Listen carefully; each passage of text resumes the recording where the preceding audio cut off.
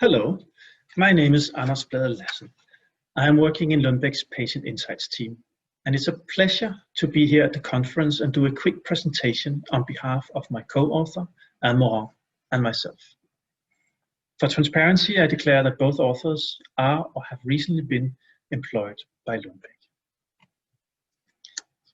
Regulatory agencies that approve new medicines, such as the US Food and Drug Administration, the European Medicines Agency, and the Japanese Pharmaceuticals and Medical Devices Agency, all play a central role in facilitating development and eventually the availability of new treatments to patients.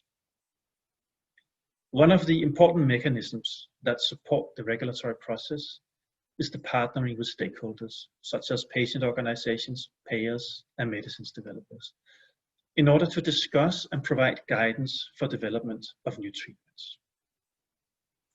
Regulatory guidelines are valuable information sources in order to understand the regulatory thinking on medicines development within a given disease area.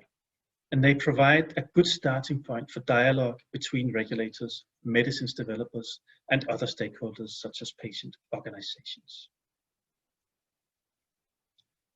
Regulatory guidelines do not always exist for all disease areas, but when it comes to guidelines for the development of new medicines to treat Alzheimer's disease, guidelines are available from 3 of the world's major regulatory agencies, the ones you see on this slide.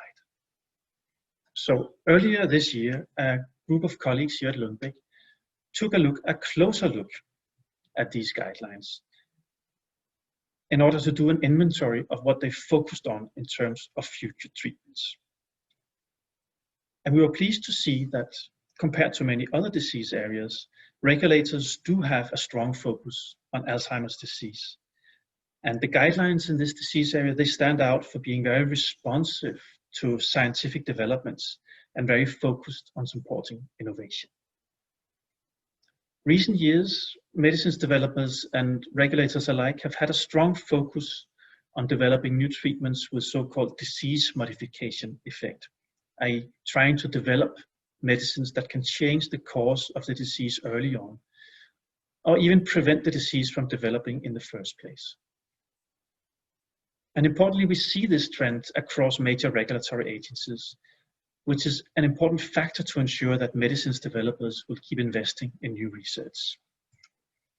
However, we did also notice a less consistent focus on also ensuring that new and better treatments that can help alleviate symptoms for people already living with Alzheimer's are being developed.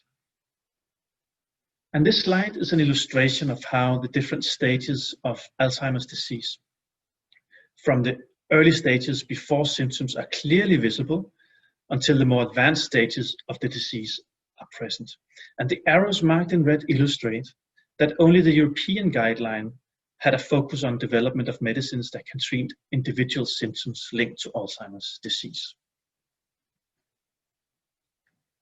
Traditional medicines development is typically focused on showing the effect of the medicine on a symptom within a given disease. And this is how many treatments are approved. And it's also how the European regulators approach medicines development for symptoms in Alzheimer's disease. However, one could also look at how symptoms are experienced and present regardless of the underlying disease, and identify regulatory pathways focused on symptoms that could complement the current guidelines.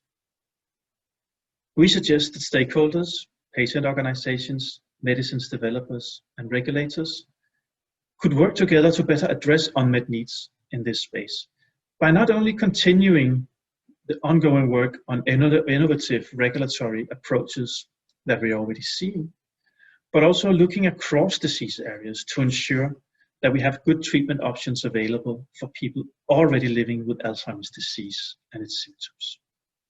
Thank you for listening.